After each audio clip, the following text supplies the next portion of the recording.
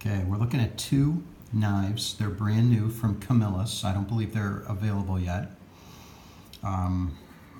The owner of Camillus Knives, Acme United Brands, sends me stuff occasionally to look at and send him a report, tell him what I think about it.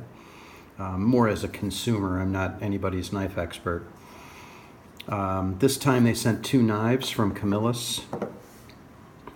This one is called the Seize 2. It is glass-filled aluminum. The blade, they call it their titanium blade. I believe it's coated with titanium dioxide or something like that. Nice knife, more of a utility, general purpose knife.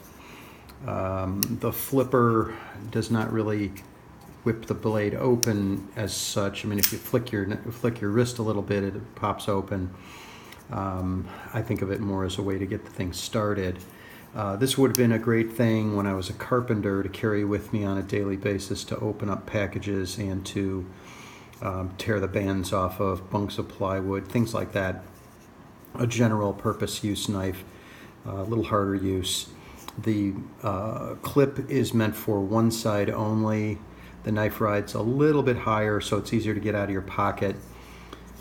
It is a nice blade, 3¼ inch blade. This may not be legal in some states. Liner lock, stainless steel liner. Nice knife. A little more general use. This one would be a little bit more of an everyday carry knife. It rides lower in the pocket. If you see where the clip is ambidextrous. You can move it to the other side. Has some jimping on the blade. It flips open really quickly. And then the flipper, so this is the thing that I flipped on the other side, becomes a guard so that in heavy use, hard use, your hand won't slide up onto the blade. It is very well thought out, and Camillus knives tend to be pretty inexpensive. Most of them are between $18 and $60. All of them that I've seen are between $18 and $60. Some of them are super reasonable for what you're getting. So this is glass-filled aluminum. This one called the Impulse 2. This is the Siege 2. This is the Impulse 2. Has a 2.75 inch blade. So this would be legal in any of those states, at least my opinion is it would be legal in any of those states where they have a 3-inch limit. Super sharp blade, very easy to get open with one hand. Again, the clip is for either side. Has a lanyard hole, has 3 holes, as you can see. But these two, the blade sort of protrudes into them, so this one is the lanyard hole. There is some almost like jimping in the handles to make it easier to hang on to if it gets wet or sweaty or bloody or whatever it might get, greasy. So it's easy to hang on to, easy to use, has texture where you need it.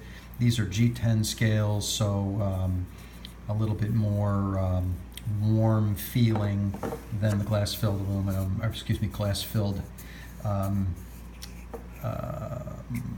glass-filled nylon, I believe is what they are. So this is a nice knife. I like this one a little better for everyday carry. Rides a little lower in the pocket. I like it, and it is really quick to open, which is always cool. So 2 really nice knives from Camillus. These guys, Camillus was a big name in the Second World War. Everybody remembers K-Bar. What people don't realize is that Camillus made about half the military knives for the Second World War. K-Bar and Camillus were kind of rivals. Camillus is still around. They still make great products. They're now owned by Acme United, great company, very easy to deal with. They make all kinds of stuff, first aid kits and survival equipment and knives and scissors, all different types of scissors. Good company. I like their products. Anyway, just wanted to share these with you, and hope it was helpful.